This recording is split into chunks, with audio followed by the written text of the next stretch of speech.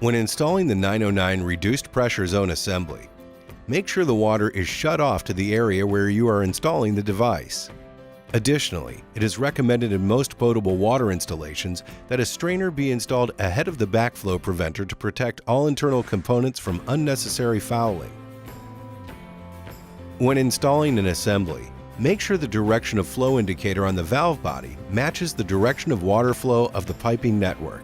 Make sure that you flush the water lines before and after the installation. Components of the 909. Shutoff valve number 1. Shutoff valve number 2. Test cock number 1. Test cock number 2. Test cock number 3. And test cock number 4. Tools. Special installation tools may be required if the valve assembly has ProPress shutoff valve connections. Installation of flow for the 909.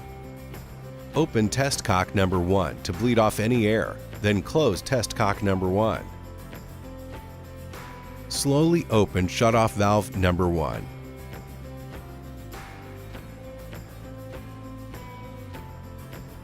Open test cock number 2 to bleed off any air,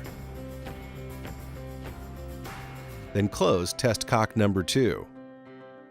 Open test cock number 3 to bleed off any air, then close test cock number 3.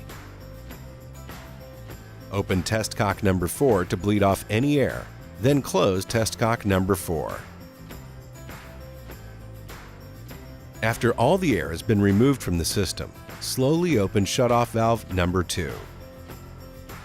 The 909 series backflow preventer must be tested by a certified tester at the time of installation in order to ascertain that the assembly is in full working order and may be relied upon to protect the safe drinking water as per applicable standards.